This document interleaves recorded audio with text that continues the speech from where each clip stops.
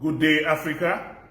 I am here this morning to address the African presidents, and I specifically am calling out the President of South Africa, who is the President of the African Union, and indeed all African presidents, that you must decide to either walk in the light of creative altruism or we all perish in the darkness of destructive selfishness. African leaders must demonstrate that they care for Africa. They must also prove to us in this time that they have not been compromised by the Chinese. Our brothers and sisters have been molested, have been insulted, have been harassed, have been maimed in China. And we have not seen any African president coming out to holistically address or call out the president of China. We are not to be treated like animals. The present generation of Africans are not the same generation of Africans that were stolen and taken in slave trade so many decades and centuries ago. We will not allow this to continue.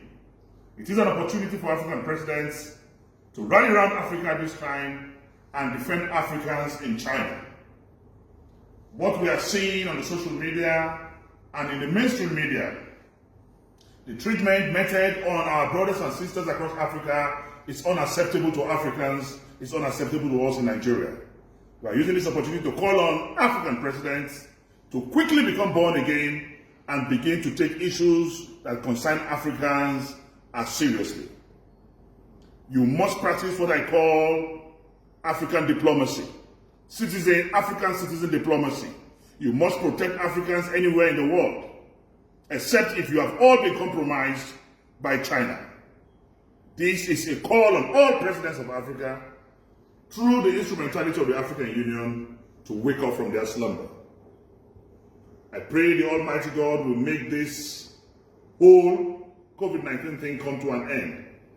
We are resorting to prayer, we are resorting to God, who is the supreme controller of the universe, and our belief is that He will rescue us.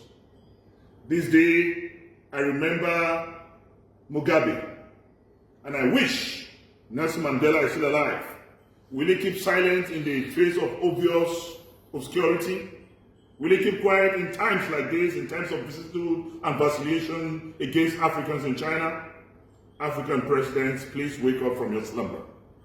And I pray the Almighty God to bring this whole pandemic to an end.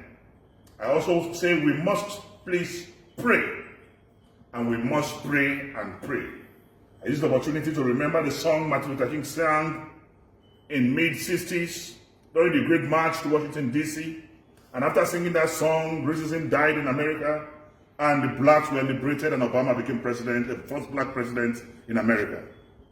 When Paul and Silas prayed in the prison, there was no freedom. But when they started singing, the prison door opened. All strategies was employed when the battle for the wall of Jericho to come down. But when they sang, the wall of Jericho came down. There's efficacy and power in songs. This morning, if you believe in the efficacy of the Almighty God, if you believe in the supremacy of God, who is the supreme controller of the universe, join me in singing that same song Martin Luther King sang in 1964 during the Great March to Washington, D.C. And I believe God will heal our land, coronavirus, COVID-19 will be defeated, and we will all be happy again. We shall overcome.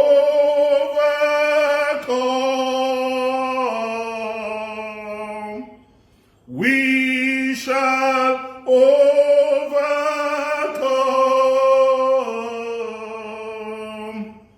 We shall overcome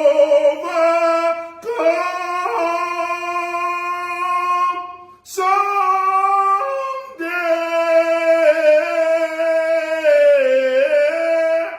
Deep in my heart,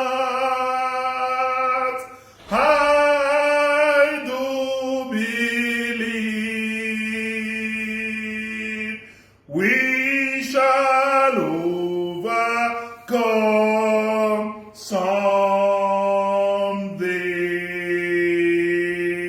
Aluta continua, Victoria Asata.